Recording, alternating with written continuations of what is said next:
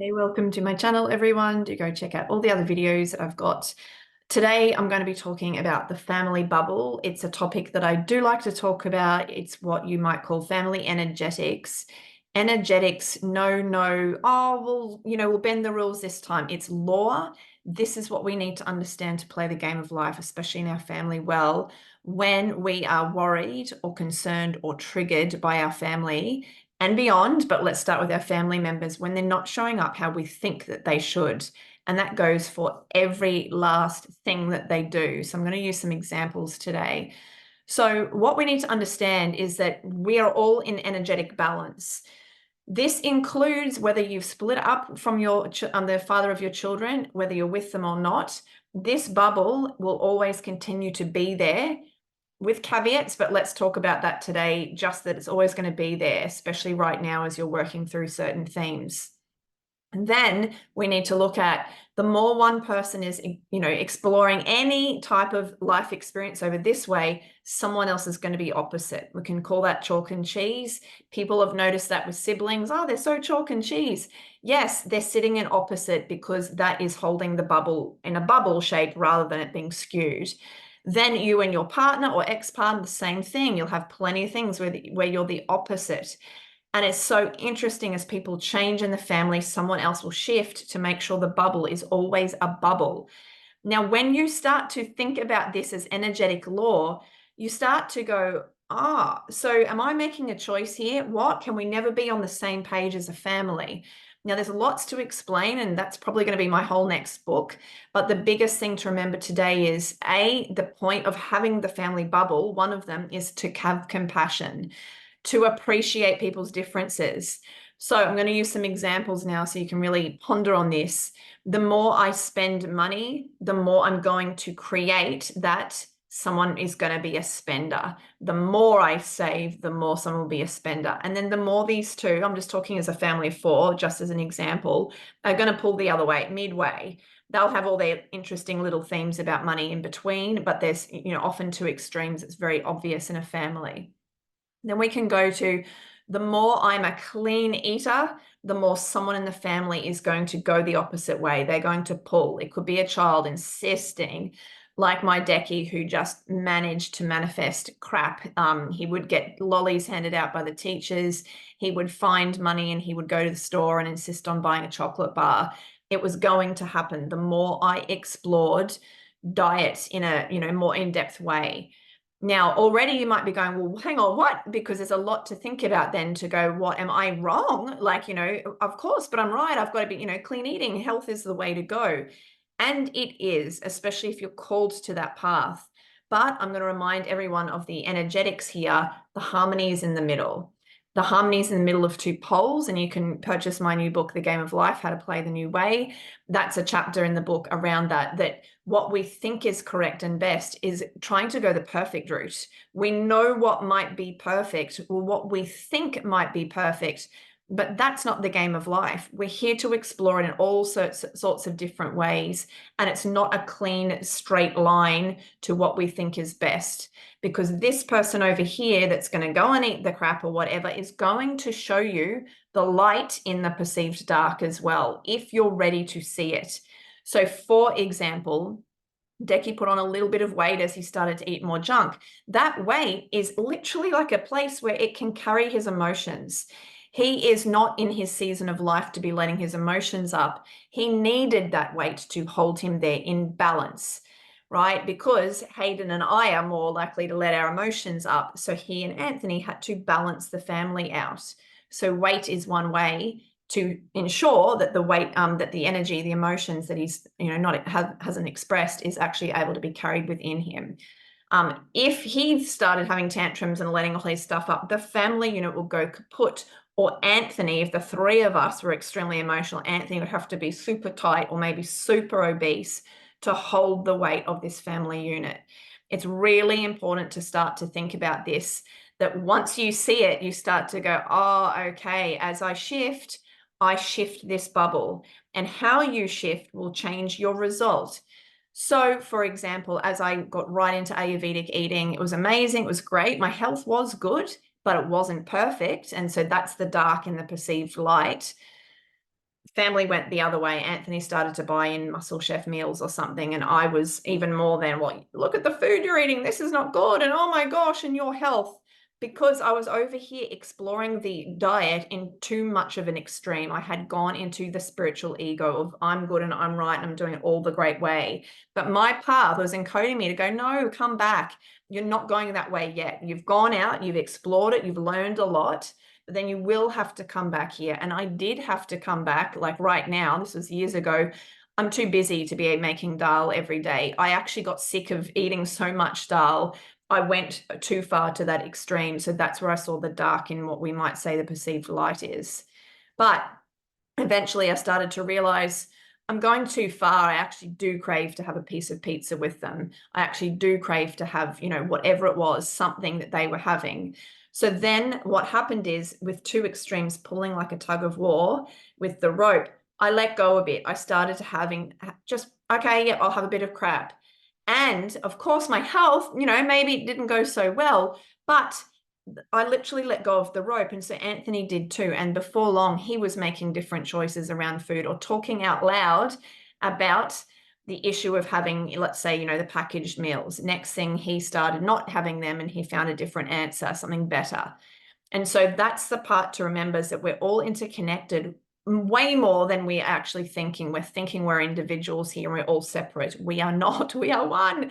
Like a fishing net, if we're all on each little knot, as I pull my knot over here, you're going to pull the net.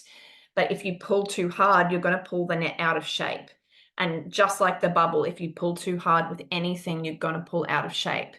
So I'm just going to talk through some more examples. Mums who are, I'm all love and light and I'm so high vibe, I'm so positive. Guess what? I know for a fact there's going to be someone in that family who's angry, depressed, just, you know, huffy, anything of the opposite, you can guarantee it. And whether it's, what do you say, overt or not, obvious, may be something else. You know, I heard a child who's like this and they're holding it all in, but they're certainly not the love and light.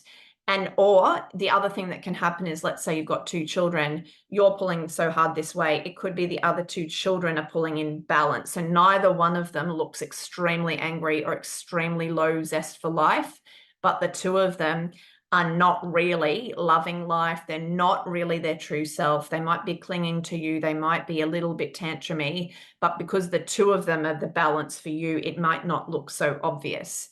But it's important to recognize that, because they are still pulling in the opposite way and we need to find the harmony in the middle. And that, of course, is, yes, those women do start to have to go, gosh, I've got to start to look at my emotions here so that I'm relieving my children of having to pull so far the other way, and we meet in the middle. The more the mum starts to work with her inner hurts, the more the children start to open up and brighten up, and, you know, in all sorts of different ways. I'm just trying to think if there's any other examples. I mean, that's the main one, but like, for example, it's just the littlest of things where, you know, Anthony and I used to share taking the dog out for a walk. We both take him out each day. Anthony's gotten really busy with his work, so he's not taking him out anymore. So guess what? It's like he's let go of the rope and it's all fallen onto me. So yes, I'm feeling heavy. And it's one thing to go, oh, well, he's picked up, you know, more work. So of course, well, I'll pick it up here. But it's still a bit out of balance because I've got so much of the theme of the dog on me, and that theme still needs to be spread around, like the work theme needs to be spread around, like house chores need to be spread around, like parenting needs to be spread around. So when anyone's doing extreme of any one thing, which I'm sure you can think, you know, of examples, even I'm always the one hanging out the washing, or I'm always the one that has to deal with it when the shit hits the fan in the family. Yes, you're going to feel like the whole tug of war rope has fallen upon you because everyone else has let go. And they are the themes that guarantee you, yes, they will feel heavy and you will struggle with. But remember, each person in the family is holding on to something, at least one thing, if you really sit with it, that they are the only person holding this in the family. So Decky is the only person in the family that holds, you know, I'm cool with dirt everywhere and, you know, I'm just fine. Like, listen, not worrying about being so clean. So that's a big thing for him. For me, it's like I'm so big on, you know, let's say health, healthy eating, emotions, all of that. But of course, because it's my work and it's so big, of course, I can't expect the others to come along with me like that. Now, I'm going to get to the end now to just start to say, you might start to think, well, we're going to be unperfect for the rest of our lives. How can we ever move forward? But what happens is generally people are like this. If you let go of the rope, and let's say you've done the extreme healthy eating, you let go of the rope, the other person starts to come in. If you keep playing life by your seed of intelligence, and again, it's all spelled out in my book, and really following your true callings, you will start to then have the opposite experience. So the saver becomes the spender and vice versa. The person who is eating really healthy starts to, for whatever reason, again, if you're not controlling your life and going with it, you start to go, gosh, I'm feeling like this type of food, anything could happen that switches it. You'll literally switch the other person to the other side. Now, like a pendulum, when you've swung to both extremes, what happens? Actually, I should say Newton's cradle. And again, heaps of detail in my book. Grab it if you'd like a copy. You pull back the little silver balls that you might sit on a desk. You pull one back and you let it go. So that's one side. I've done the extreme of the healthy eating. I let it go. It's going to go the trajectory in the equal amount of time and space out to the other side before it starts to fall in, all the balls come back into balance. Now, my family has played out some of these extremes. Let's say my husband and I, spending and saving, we've done both angles. And when we've switched, I start to get excited because I'm like, thank goodness, we're finally seeing each other. And this is the big one. We have gone, oh, I get your side now. I get what it's like to be in that side and not really to be able to change it as much as you might like to. You can't always get out of your season of life because you have to experience it. You have to embody these themes. And once you've had the compassion, well, the family unit goes even more harmoniously, but then you can come back in the middle, and that's where the bubble shoots forward. So each of us are having these swings back and forth in all the different themes across the family. If we are doing the work, and again, this is why I'm teaching it in a 6-month course and written my book to really spell out how to do that, then you come into the middle and then the family unit goes forward. So take some time to really ponder on, can your family members help it if they are being too unhealthy, too rude, too unclean, too anything, too angry, whatever it is. There is not much point in trying to fix and change and solve it than sitting with that and working on, well, where am I with this? Am I starting to pull to an extreme in some way?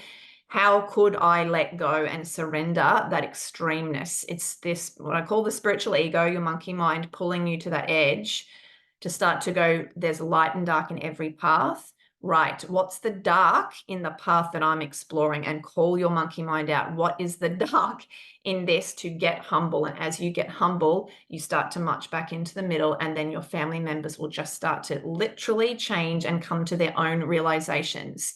Then you keep heart connection. Then you don't lose all the energy that you expend as you try to change everyone else in your family and around you. It's really important that we start to learn this so we're not all burning bridges and burning our own energy, technically burning a bridge with our soul and our heart connection with ourselves. So if you'd like more, obviously, I'll put the link in for my book, The Game of Life. There's plenty of information. It's all in chapters with an analogy and a story and practical examples for each energetic law, like I've shown you, using my hands. But that's there. It's at my website. Obviously, each year I run the New Woman. At this point in time, it's closing this week, so you can still jump on, in a day or two. But then also do sign up for my email at my newsletter or follow me at social media, because there I do give you plenty of information like this, new videos, new updates, new courses, and new different ways that you can absorb information with me and get support. Otherwise, have a great day, and I'll see you all again soon. Bye.